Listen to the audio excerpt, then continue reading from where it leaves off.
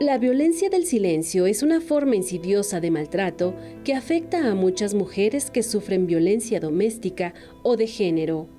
A menudo, las mujeres violentadas son silenciadas por el miedo, la vergüenza o la falta de apoyo, lo que perpetúa su sufrimiento y dificulta su capacidad para buscar ayuda.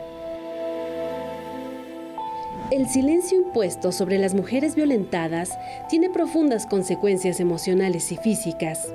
El miedo a las represalias, ya sea por parte del agresor o de la sociedad, las lleva a callar su dolor y sufrimiento.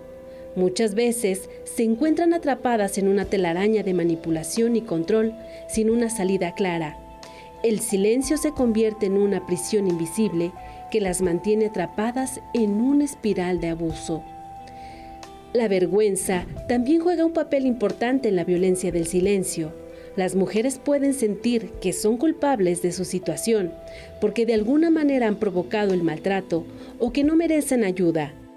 Esta culpa internalizada las lleva a ocultar su sufrimiento y a creer que no tienen derecho a hablar sobre ello. El estigma social asociado con ser una víctima de violencia también contribuye a mantenerlas en silencio. El silencio impuesto a las mujeres violentadas tiene un impacto físico y emocional devastador. La expresión constante de sus sufrimientos y experiencias pueden llevar a problemas de salud mental, como la depresión, ansiedad, trastorno de interés postraumático y pensamientos suicidas.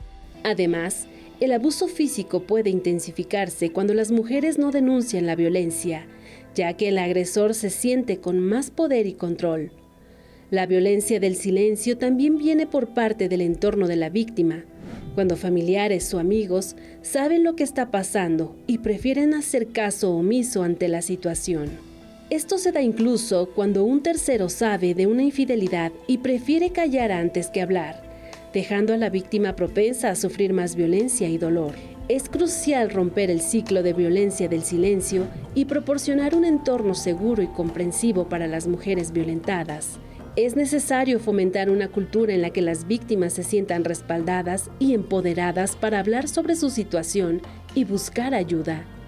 Esto implica educar a la sociedad sobre la violencia de género, promover la empatía y la comprensión, y establecer sistemas de apoyo efectivo. Las mujeres violentadas merecen ser escuchadas y creídas. Al romper el silencio se les brinda la oportunidad de sanar, reconstruir sus vidas y romper los ciclos de violencia. Como sociedad, debemos alzar nuestras voces contra la violencia del silencio y trabajar juntos para crear un mundo en el que todas las mujeres vivan libres de violencia y opresión.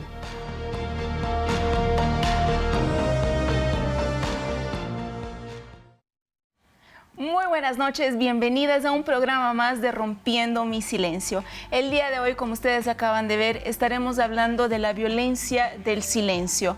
Una violencia que muchos la categorizan como algo normal, algo neutro. La persona dice, yo no me meto porque no es mi problema, yo no digo nada, no tomo lados y guardo silencio. Es un grave error que como sociedad podemos cometer. Y el día de hoy estaremos hablando precisamente de eso. Hoy tenemos una invitada súper especial, la señora Susana, que nos va a estar contando su historia. Y tenemos también a la psicóloga Diana Rodríguez, que nos va a estar acompañando el día de hoy. Muy buenas noches a las dos. ¿Cómo están? Buenas noches, bien. Ahorita bien. Qué bueno, gracias por acudir con nosotros. Cari, el día de hoy promete, el día de hoy estaremos hablando de este tema. Claro que sí, es que a veces decimos que es responsabilidad de autoridades, por ejemplo, combatir la violencia. Claro. Pero también es nuestra responsabilidad como sociedad no callarnos, ¿no? Cuando vemos este tipo de situaciones y denunciar, porque sabemos que está perjudicando mucho a la persona que lo está viviendo, ¿no? Y como tú decías, muchas veces nos callamos diciendo, no, mejor no me meto, no es mi lugar, y estamos haciendo un mal tremendo en la vida de esta mujer, ¿no? Completamente. Yo quisiera compartir con todos ustedes, yo tengo acá la carta o el mensaje de una de nuestras amigas que en algunos programas pasados nos envió su mensaje y es precisamente el tema de hoy, el que vamos a hablar de lo que ella habla en estas pocas palabras. Miren ustedes lo que ella dice. Ella es una amiga que no mandó su nombre, es un mensaje anónimo y dice: romper mi silencio. ¿Cómo puedo? Cuando siempre he escuchado, calladita te ves más bonita. Lo escuché de mi mamá y después de mi suegra. Si desde entonces era prostituida porque tenía que cumplir los deseos de mi pareja por amor y aguantar que anduviera con 3 mujeres a la vez, hasta la casa las llevaba y mi suegra, ¡ey, calladita, te ves más bonita! Ahora es uno de mis hijos quien me lo dice, porque mi suegra le dice que estoy loca. ¿Cómo puedo vivir tranquila si las mismas mujeres somos las que guardamos silencio? Vivo aterrada día y noche porque todos a mi alrededor guardan silencio y nadie me ayuda.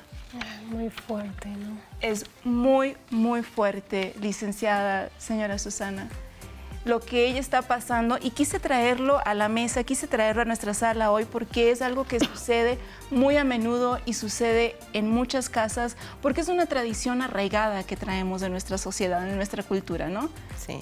Licenciada. Claro, y bueno, ahorita que escuchaba lo que estaba leyendo en la carta, principalmente aquí en México se tiene mucho eso, ¿no? Principalmente cuando están siendo violentadas por algún familiar, hacen mucho eso, de no decir nada porque fulano es el papá, porque es el hermano, porque es el tío, y guardan silencio, ¿no? Es como que todo queda entre familia, ¿no? El dicho ese de que la ropa sucia se lava en casa, ¿no? Y entonces es mejor nos quedamos callados. Mientras afuera no sepa nada, aquí nos callamos todo, ¿no? Es como que sí se tiene en esta cultura mucho eso.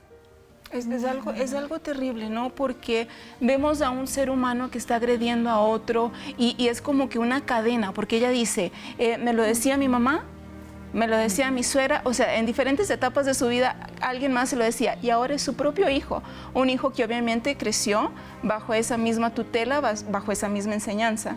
Claro, porque son conductas, ¿no? Que se van aprendiendo. Es, por ejemplo, si a una mujer le enseñan, no sé, cómo debe vestirse o cómo debe sentarse o cómo debe actuar, se aprende porque lo va viendo de la mamá, y un hijo es lo mismo, ¿no? Si aprende que el papá violenta a la mamá, entonces es como que yo lo voy a repetir porque con eso crecí y eso me enseñaron. Y lo mismo en guardar silencio, ¿no? Si me dicen que yo tengo que guardar silencio, yo no vi nada, entonces me lo callo, porque son conductas aprendidas desde muy chiquitos. ¿Se va viendo como normal o la persona lo va viendo y dice, bueno, si nadie dice nada, no digo nada, me parece que no está bien, pero no digo nada, o la persona simplemente lo ve como algo cotidiano?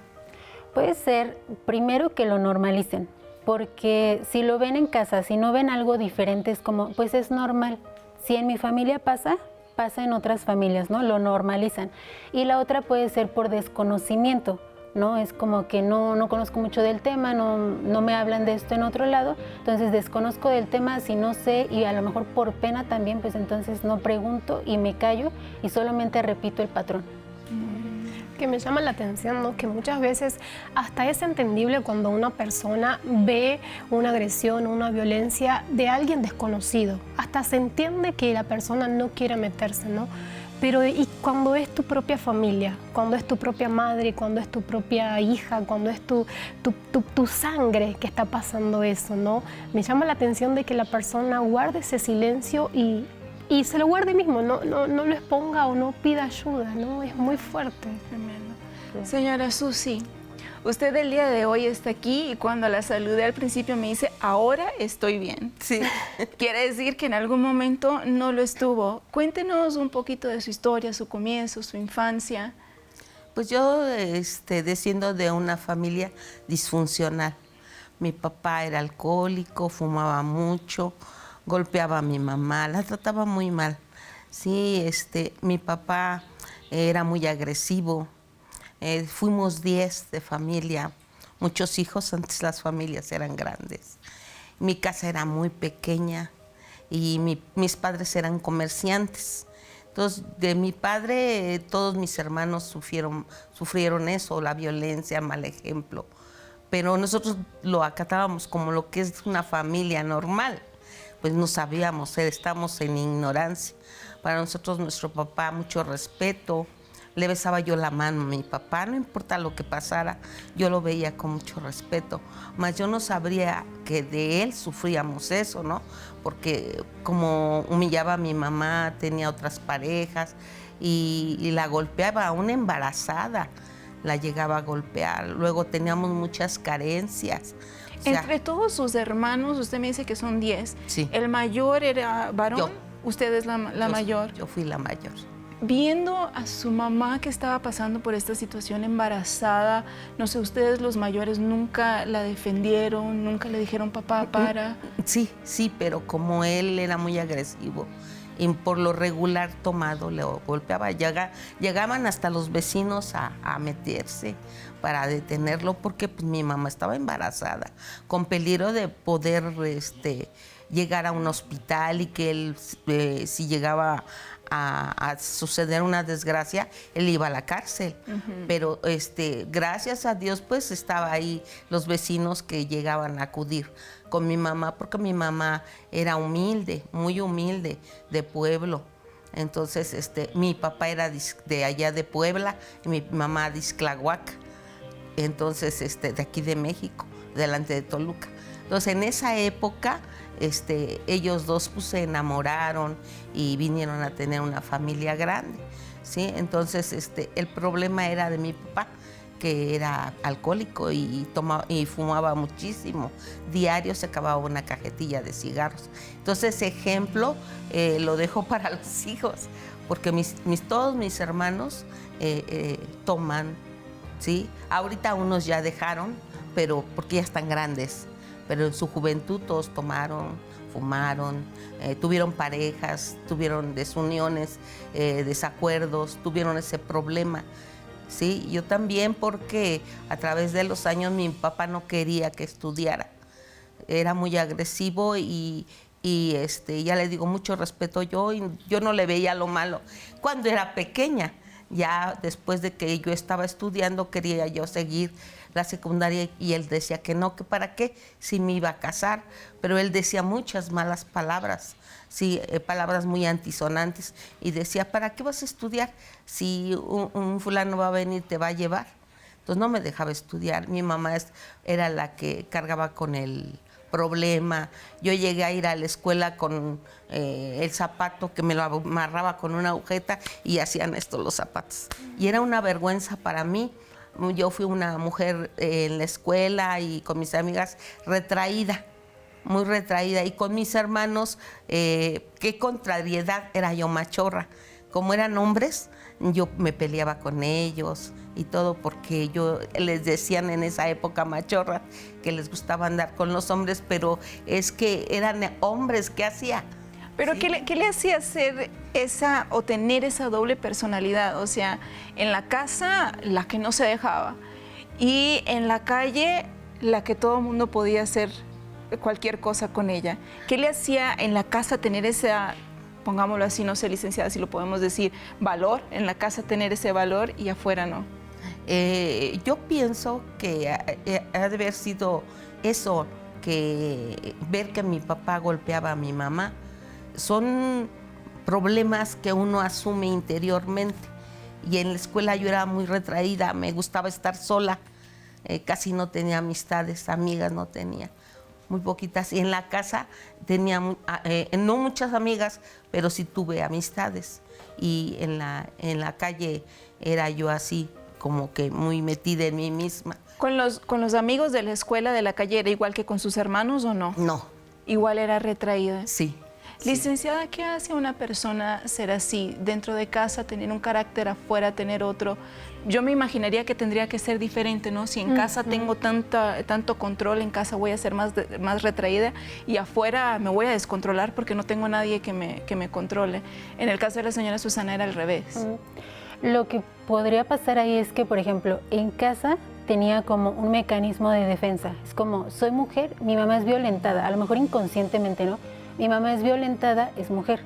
Yo soy mujer y hay muchos hombres. Si yo no pongo este mecanismo de defensa, puedo ser violentada de la misma manera. Entonces, inconscientemente puede ser que ella haya tomado como esto para defenderse. Y afuera lo que sucedía es que todo siempre tiene consecuencias, ¿no? La violencia psicológica, emocional, tiene consecuencias. Entonces, esto hace a las personas, dependiendo de su personalidad, que tengan depresión o que tengan ansiedad, o entonces que se hagan más tímidas, que se alejen de los demás. Son consecuencias de la violencia que ella estaba viviendo en casa. Bien. Sí. Se veía reflejada, ¿no? Así es. Exactamente. Y así llegué a la edad adulta, con muchos problemas económicos. Mi papá cada año nos llegaba a comprar una ropa para cada quien, cuando él tenía las posibilidades más grandes, pero él cuando tomaba, él afloraba, sacaba mucha moneda y la echaba al cielo y decía que bolo, y llegaba a la casa sin dinero, por eso es que mi mamá nunca dejó de trabajar.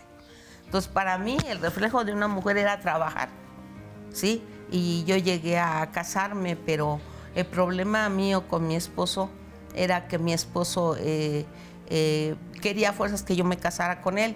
Entonces, yo le decía que me esperara y él también tomaba, pero yo pensaba que era tomador social. ¿Seguía usted el mismo patrón? Aquello que vio en su casa y me imagino que alguna vez habrá dicho, nunca me voy a casar con un hombre así. Y fue y se casó con un hombre así. Nosotros vamos a hacer una pequeñísima pausa porque tenemos el reportaje de Cami G, una mujer que sufrió la violencia del silencio. Vamos a verlo y ya regresamos. Cami G denunció por violencia familiar a su esposo Sargento Rap, quien fue vinculado a proceso, pero la cantante fue señalada en redes como culpable por estar con él si ya sabía que era agresivo, por lo que hizo un fuerte reclamo. La cantante y el ex participante del reality de TV Azteca Survivor México parecían una familia feliz junto a su pequeño hijo Santino, aún después de anunciar su separación hace algunos meses. La uruguaya dijo que mantenía una buena relación con Sargento Rap, sin embargo, poco después lo denunció por violencia familiar. Luego de hacerse pública la situación, fue ella quien sufrió la falta de empatía de los usuarios, pues le dijeron que tenía la culpa de estar con un hombre que ya sabía que era violento. A través de su cuenta de TikTok, Cami lanzó un fuerte mensaje contra quienes la señalan, además de insinuar que la madre del rapero lo encubre. Uno de los comentarios que recibió fue, si ya sabías que era agresivo, te lo mereces por quedarte ahí. Y ella respondió a quienes le hacen estos señalamientos, nadie merece ser tratado con violencia, insultos, manipulaciones y gritos. El narcisista te hace tan chiquita que piensas que no tienes más opciones que él. Te insultan tantas veces que te la crees y siempre vuelven jurando cambiar, pero nunca lo hacen. La cantante además dejó entrever que la mamá de Sargento Rap es su cómplice al encubrirlo. Recuerda que encubrir un agresor te hace cómplice, no buena persona. Se lee en TikTok, pero en Instagram también se expresó al respecto. Mamis, haré una pregunta a ustedes para ver qué opinan. En un futuro, quizá por alguna circunstancia, a sus hijos los denuncien por haber sido agresores de una chava. ¿Ustedes qué harían? ¿Tratarían de encubrirlo con pruebas falsas para fingir que es inocente? ¿O tratarían como toda persona razonable que entienda que hizo algo malo y necesita reparar un daño? Cami solo es un ejemplo de los cientos de casos que sufren la violencia del silencio, una triste realidad que afecta a miles de mujeres en nuestro país.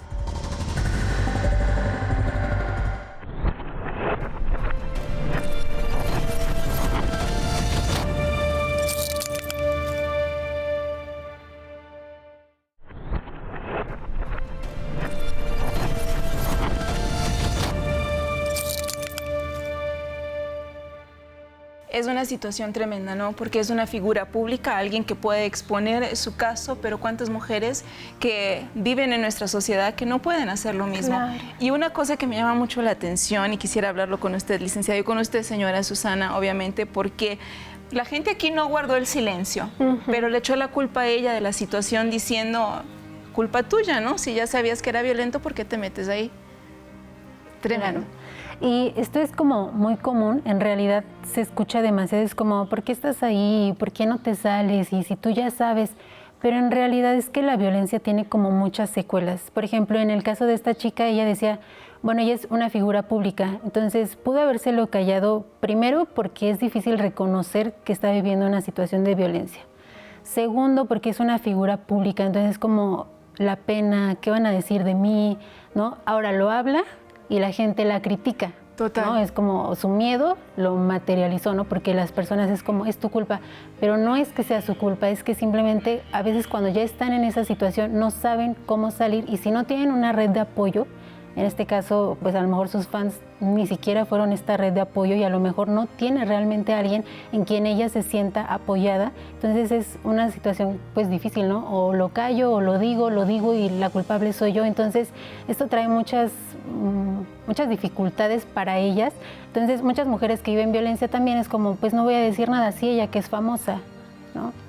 No, y eso no, lo escogí yo, ahora me voy a tener que aguantar porque ya me habían advertido, ya me habían dicho que no era la persona correcta, pero yo me aferré, entonces estoy pasando eso, me tengo que callar porque fui yo quien lo decidió. Así es. Y una pregunta, ¿podría ahí existir el amor entre ellos, puesto que está sufriendo una violencia?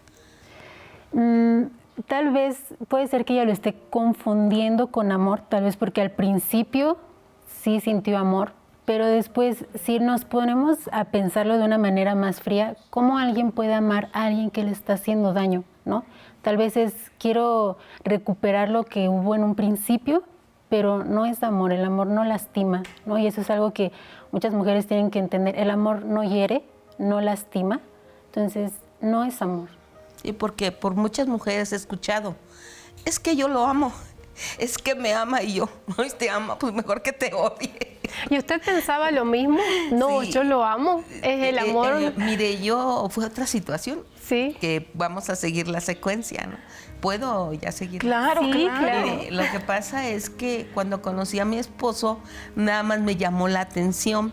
¿Por qué? Porque pues cuando uno quiere tener una persona como uno quiere, tenía ojos claros, yo decía, ay, pues, de buen tamaño. Y Como la persona de normal, los sueños, pero yo ¿no? en esa época no sabía qué tomaba.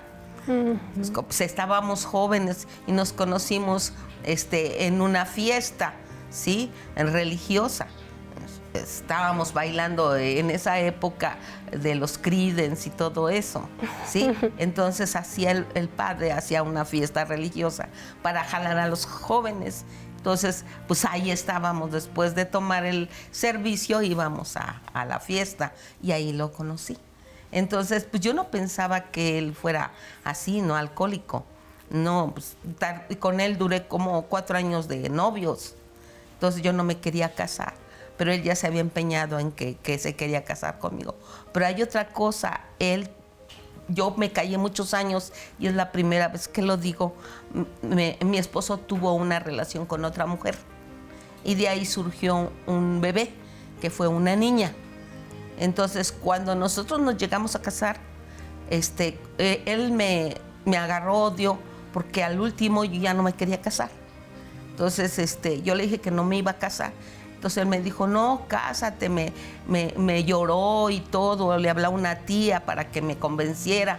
Para no alargar la historia, me casé. Y bien casada, por la iglesia y por el civil. Entonces, cuando pasó un año, su primer, después de que regresamos de la luna de miel, en su primer, ¿cómo se le llama? Como que el primer borrachera, él llegó y me dijo, ahora me vas a pagar todo lo que me hiciste cuando éramos novios. Dice, te tengo aquí y me vas a pagar todo lo que tú me hiciste y lo que me humillaste. Él me tenía odio, confundiéndolo él con amor.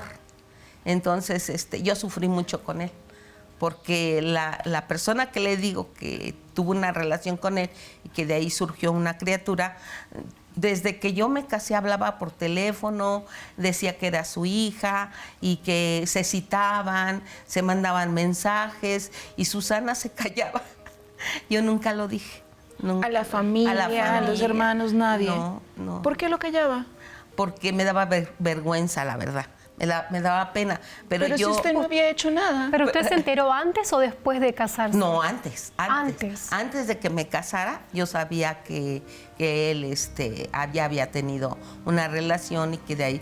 Pero él dijo que como no, los papás en esa época los obligaban o si es tuyo, te casas, y no. La mamá no quiso a la persona y hizo de todo para que ellos no se casaran y no se casaron. Y la muchacha parece que también tenía sus problemas, no era una buena persona, entonces ahí hubo la separación. Y entonces él ya buscó otra pareja y fue cuando nosotros dos, entre comillas, nos enamoramos, ¿sí? Le digo nos enamoramos entre comillas porque una vez que éramos novios, regresando otra vez, él tenía una moto que yo le había regalado.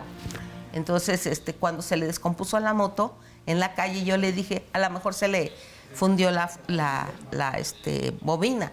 Y le dice, tú qué vas a saber, pero me ofendió obscenamente, me insultó. De novios. De novios. Entonces yo por eso no me quería casar, porque yo vi la agresividad. Claro. Y no le hice nada. Entonces yo dije, si así es, ¿cómo va a ser de casados? Al final, ¿por qué accedió a casarse sin querer casarse, con estas señales, focos rojos, con estas señales? Usted lo ve, ya sabe que es una persona violenta, que la trata mal, que usted no quiere casarse. ¿Por qué aceptó casarse? Porque tuve una relación antes del matrimonio. Y en la época que éramos novios, o te casabas o te casabas. Sí, no podía pasar por alto eso los papás, tanto de él como míos. Entonces por eso me casé. Porque dije, no, pues si con él caí, pues ahí me quedo. Y dije, y mis amigas me decían, tenía poquitas amigas, pero ellas me decían, no, es un buen hombre, te va a tratar bien, mira, que esto. Pero ellas no supieron que yo había tenido una relación con él. Bien, entonces usted se casa y él le dice esta palabra, te tengo aquí. Cuando él le dice, te tengo aquí, ¿cuáles fueron los pensamientos que pasaron por su cabeza? ¿Le dio miedo? Eso.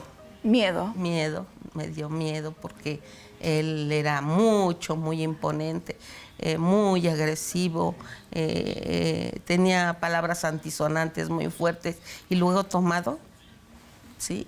Entonces, a veces yo no quería tener una relación y él, ahora lo sé, antes no lo sabía, me violaba, quisiera o no quisiera, porque él era mi dominador.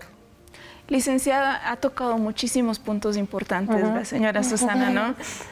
Sí, me llama la atención que, por ejemplo, al principio, entonces, algo que a lo mejor se puede ver es que lo hizo más por culpa, ¿no? Que ella ya había identificado como esos foquitos rojos, ¿no? Cosas que le hacían ruidito antes de que ella decía, me va a ir mal.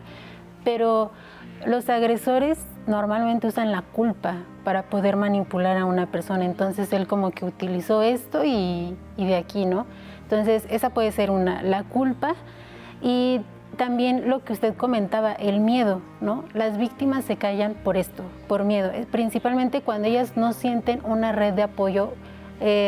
Una red de apoyo no siempre puede ser un familiar, a veces un amigo, una amiga, alguien que tengamos cercano, que sabemos que no nos va a juzgar, que no va a criticar, sino que si le contamos me va a apoyar, ¿no? Puede ser hasta un vecino, una vecina, pero alguna red de apoyo, si la persona no identifica una red de apoyo, le va a dar miedo, porque va a decir, no hay quien me apoye, si yo lo digo, nadie me va a apoyar.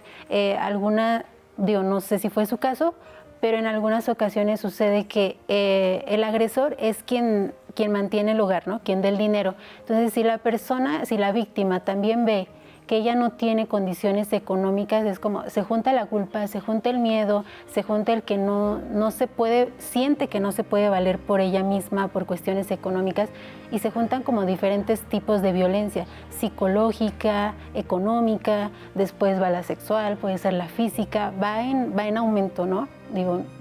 Y vemos aquí como este ciclo de violencia, ¿no? Se va como repitiendo, no sé, a lo mejor sucede una situación que pone como tensión en el momento, después sigue como el estallido, ¿no? Que empiezan los gritos.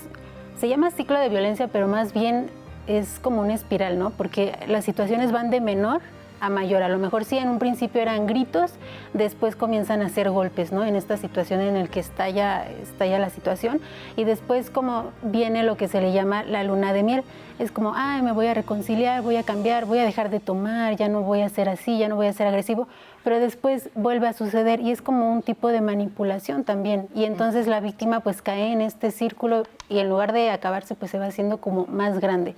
Y entonces vienen todas este tipo de cosas que si no tiene una red de apoyo no tiene cómo salir, ¿no? O piensa que no tiene cómo salir. Que era la situación que pasaba la señora Susana, ¿no? Porque con un padre violento, con una madre que también tenía miedo, con unos hermanos que están siguiendo el mismo patrón, ¿a quién ella iba a recurrir, no? Así es. Y es la historia de muchas mujeres de nuestro país, mujeres que viven esto diariamente. Y quizás tú seas una de esas mujeres y dices, verdad, yo no tengo con quién compartir mi historia, tengo miedo, miedo por mis hijos, miedo por mi situación, no sé a dónde ir si yo hablo, no sé cómo denunciarlo. Nosotros tenemos nuestra línea telefónica donde tenemos a varias voluntarias que están dispuestas a atenderte y a proporcionarte información. El número, se los recuerdo, es 5586-645200. Esto para llamadas y también para WhatsApp. Aprovecha este momento para mandarnos también tu historia. Eso es un comienzo para romper tu silencio, para que empieces a contar tu historia y empieces a ver que no estás sola, que a lo mejor tu entorno no te entiende o tu entorno piensa igual que tu agresor, pero aquí nos tienes a nosotras que pensamos diferentes y que sabemos que tú eres diferente y que tú tienes valor. Así que aprovecha, llámanos, mándanos tu mensaje que aquí estaremos para responderte. Vamos a un pequeño corte y ya regresamos.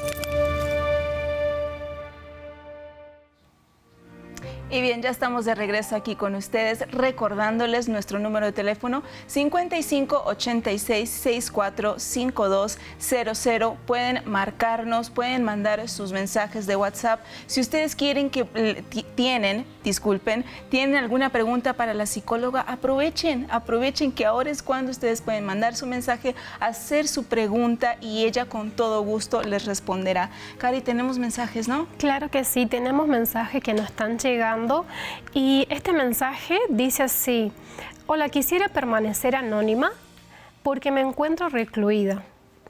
Mi esposo era muy violento, estuvimos casados 5 años y 2 de novio, siempre fue violento. En 3 ocasiones lo denuncié en el DIF, nunca en el MP, pero siempre retiré las denuncias porque decía que cambiaría y no volvería a pasar. Durante una golpiza que me estaba dando, para defenderme, lo empujé y se golpeó la cabeza. Tuvo un trauma cráneoencefálico por el golpe y falleció al 5º día. Ahora estoy en el reclusorio acusada de homicidio culposo y no tengo pruebas de todo lo que pasé por guardar silencio. Ahora estoy pagando una condena de 44 años. ¡Uf! ¡Qué fuerte! No, y esta amiga que de pasar a ser una víctima está terminando ser te deja un nudo en la culpable, garganta. ¿no? Te deja un nudo en la garganta porque es una situación muy, muy fuerte. La amiga nos está viendo desde un reclusorio, no lo menciona allí. Y queremos decirles a esas amigas también que están en los reclusorios, que nos están viendo, que no están solas. A lo mejor ahí usted en su celda, usted se siente solo, usted se siente destruida, usted se siente abandonada por la sociedad. No está sola, rompa su silencio, no acepte esa situación. Muchos de ustedes están ahí pagando una culpa que no merecen. Que no merecen. Por ejemplo, nuestra amiga no dice su nombre, o por obvias razones, ¿no? No dice su nombre, pero ella está pagando por algo que se pudo haber evitado, ¿no? Si ella hubiera roto su silencio, si ella hubiese hablado a tiempo, si esas denuncias no se hubieran quitado, si esas denuncias hubieran sido directos al Ministerio Público, ¿no? Que es donde corresponde, ella hubiese tenido eso también como un respaldo, como ¿no? un respaldo. Porque hoy no tiene ninguna prueba que pueda decir, ¿sabes qué? Venía teniendo una violencia y bueno, fue su reacción del momento, no tiene nada que pueda comprobar eso. Es muy fuerte, licenciada. ¿Qué le podemos decir a esta amiga que nos está viendo, o incluso como ella, ¿no? Quizás está ahí en su celda con alguna otra amiga escuchándonos? Claro, bueno, primero que es muy como común que ellas sientan como culpa, ¿no? Realmente no tienen culpa, y algo que yo suelo comentar es cuando sienten culpa, que piensen, si ella hubiera podido evitar esta situación, lo hubiera hecho, entonces su respuesta va a ser que sí, entonces no tiene por qué tener culpa, ¿no? Fue una consecuencia, ¿no? Lo que le pasó a él fue una consecuencia, ella simplemente se estaba defendiendo, ¿no? Pero no es el fin, o sea, no es el fin, va a poder salir, ¿no? Existe la terapia, no sé si ahí adentro esté recibiendo terapia, no lo sé, en caso de que no, pues que la pueda pedir y puede salir adelante, ¿no? Digo, es una consecuencia que además le puede servir a otras mujeres que están viendo, que están escuchando, ¿no? Puede ayudarles a las demás para que no caigan en esto y ella va a salir adelante. Incluso hablando de terapias, licenciada, hay un grupo que también está asociado con nuestro programa que se llama UEC y hace precisamente el trabajo en la cárcel, visita las cárceles para precisamente tender esta mano amiga. Usted puede llamarnos y las voluntarias les van a estar dando un poco más de información acerca de cómo trabaja este grupo. Les recuerdo, 5586645200. Me comentan que tenemos una llamada. Buenas noches. Hola, hola. Buenas noches. ¿Me escuchan? Hola. Se nos cayó la llamada. Amiga, vuelve y llámenos que aquí estamos dispuestas a contestarles. Claro. Bueno, señora Susana, empezó a sufrir violencia, miedo, hasta terror, me imagino. Sí. Sí. Cuéntenos qué empezó a suceder. Pues llegó la llegada, él no quería que yo tuviera hijos, entonces yo me empecé a cuidar. ¿Qué le decía él? ¿Por qué no? Porque él no quería familia, que porque él había visto su carencia en su niñez, porque él también tuvo problemas de un papá alcohólico. Pasaba lo mismo en su familia. O sea que todo viene siendo consecuencia. Él y yo teníamos esos problemas, tanto en la familia de él como en mi familia. Entonces por eso él vio las carencias, vio el problema de su papá. Su papá, él odiaba a su papá y él falleció y todavía lo odiaba, ¿sí? Y dice que llegó una vez lo llegó a golpear y su mamá lo defendía al señor porque era su papá. Entonces, él también pasó eso. Él estaba en esa época como las personas que quedan como resentidas, con odio, con problemas del ¿cómo le dicen? Del cerebro. Estaba así mal. Él estaba mal contra sus padres, más que nada contra su papá. Entonces, por eso es que él era así con nosotros, porque él también pasó por eso. Entonces, yo pienso, bueno, él me comentó que él también sufrió violencia.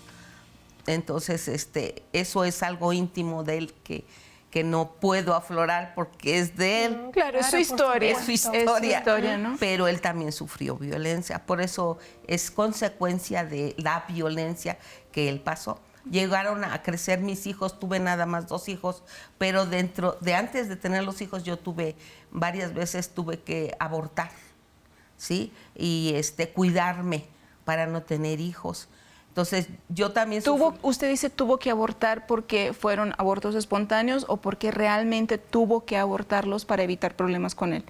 Pues tuve que abortar 2 veces para tener problemas con él. Para evitar los problemas. Y tuve otros 2 a consecuencia de que como yo me cuidaba, las mujeres al principio ya no podemos tener hijos por cuidarse. Entonces no se forma el feto y se sale. Él controlaba esos cuidados. Está débil la matriz porque uno se cuida. Entonces, según la estructura de cada uno de mujer. Entonces, yo por eso aborté. Y como yo me subí a la moto, él tenía moto, le vuelvo a repetir, entonces una vez aborté por el movimiento de la moto. Entonces, ¿llegó a sufrir golpes usted, señora Susana? Sí. ¿Embarazada? Sí, no, embarazada no, pero sí mucha agresividad. Sí, porque él inclusive una vez me pidió el divorcio porque dice, si tú vuelves a tener otro hijo, yo me divorcio de ti. Eso se me quedó bien grabado. Después, la violencia que sufría con la mujer, que se citaban y todo eso. Y yo les tenía que pasar el mensaje. Y llegaba él como Pedro Chávez y Luis Macías de la película de A Toda Máquina, porque él trabajó en el Tribunal Superior de Justicia con su traje, ¿no? Y me decía, ¿qué? ¿Me llamaron por teléfono? Le digo, sí, te dejaron recado, como su secretaria, y le daba el recado de ella. Entonces yo ahora que lo entiendo, digo, ¿por qué lo hacía? Mi hijo ya grande me llegó a decir, ¿por qué te dejas vejar? ¿Por qué te dejas humillar? Wow, es muy fuerte, licenciada, porque ella se volvió prácticamente la solapadora de las infidelidades.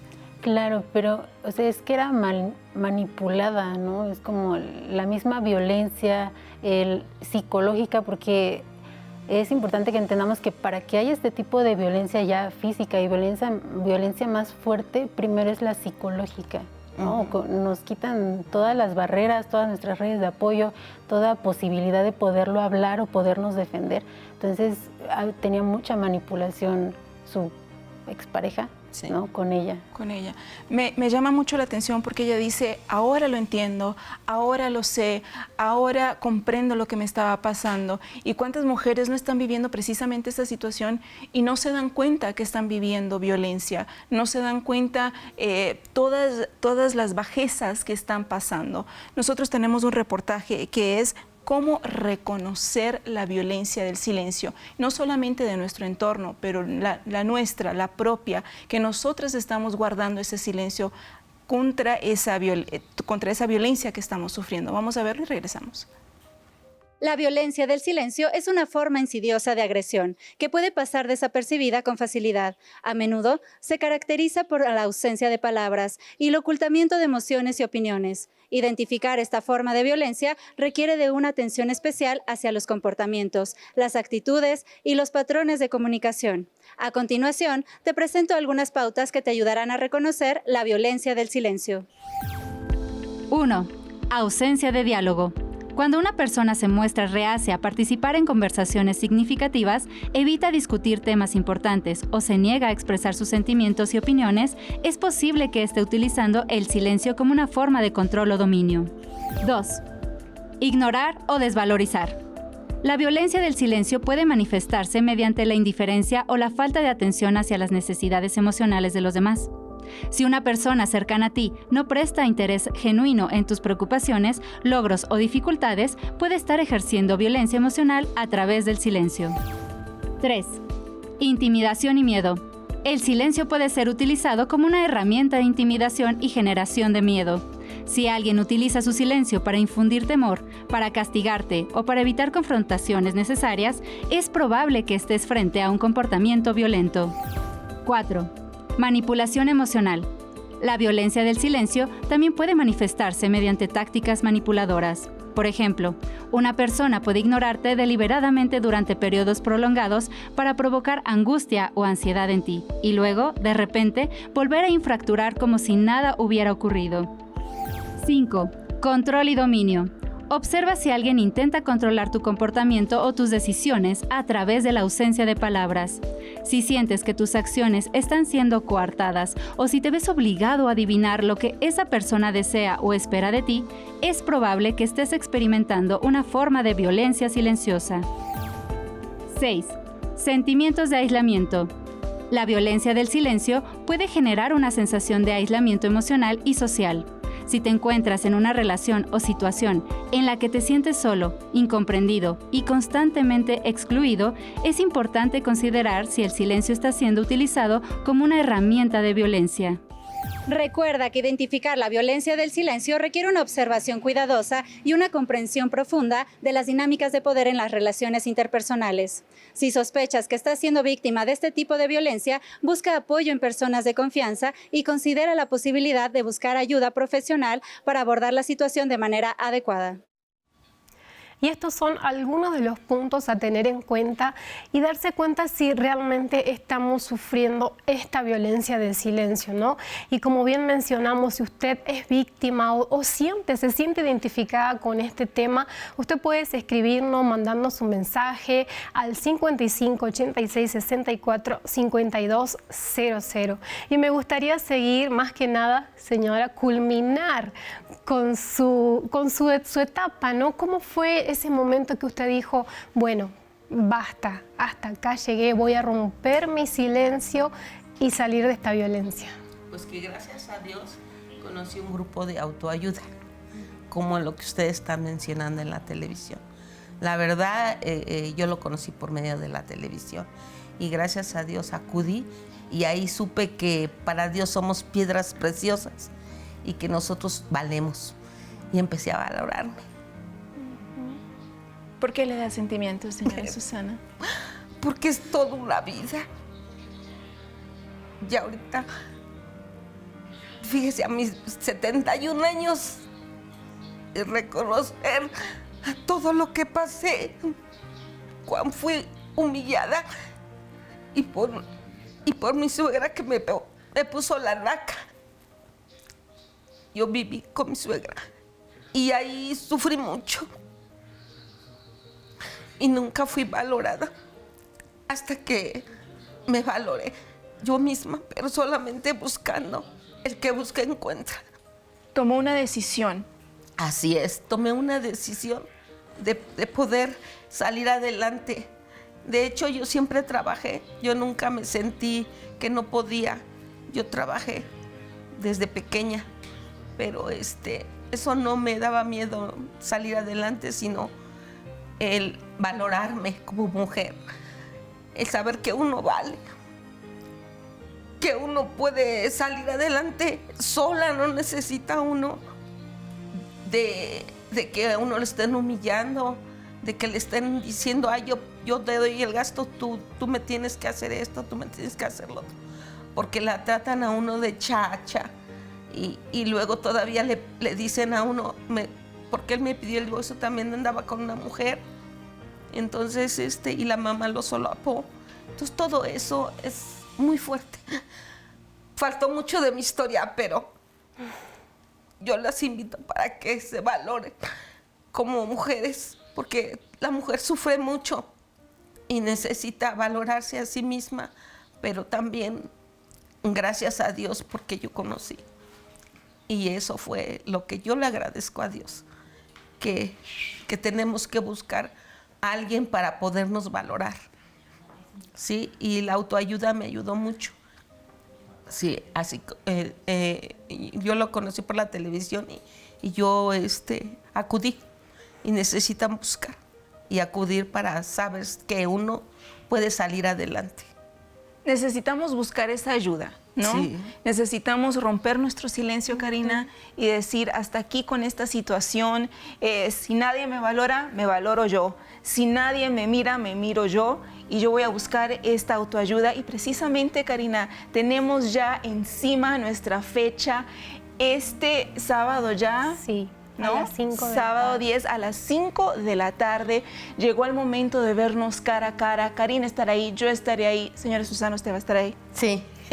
La señora Susana va a estar ahí. Gracias. Todas vamos a estar ahí para que nos podamos encontrar la una con la otra, para que ustedes rompan su silencio, para que ustedes busquen esta autoayuda que tanto necesitan. Sábado 10 a las 5 de la tarde. No se pueden perder este evento. Es cada 2 meses. Es un momento que usted tiene para usted sentarse, verse a usted misma, valorarse, ver cuánto valor usted tiene y cuánto tiempo usted tiene por delante, Claro para que valorarse sí. y para ser feliz, para Y tener Eli, esa paz. cabe destacar que estaremos un poco antes ahí esperando por ellas para poder orientarlas, para que ellas también puedan desahogarse, contar su problema y poder estar ahí. A veces, ¿sabes? A veces la persona necesita solamente alguien que la escuche. Total. Un total. oído que la escuche, y ahí vamos a estar nosotras para brindarle ese apoyo también. Nosotras y todas las voluntarias de la Claro que autoayuda, sí. así que prepárense. Antes de las 5 de la tarde ustedes ya pueden ir,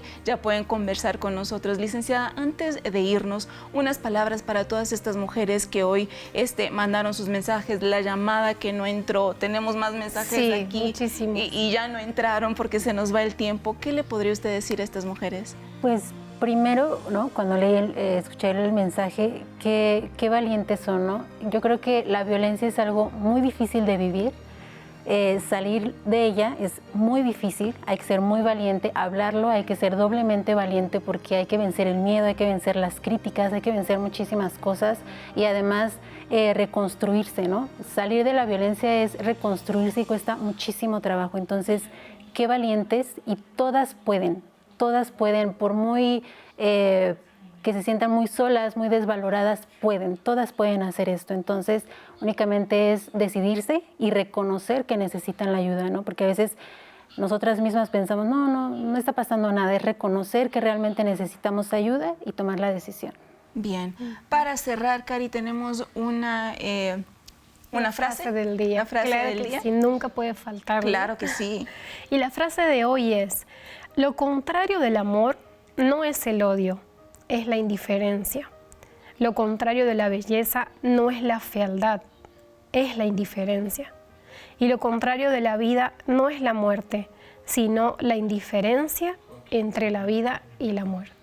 Cari, nos vemos en un próximo programa. Claro que sí. Muchísimas gracias, señora Gracias. Susana, licenciada. Muchas gracias a todas ustedes por permitirnos entrar en su hogar. Chao, chao.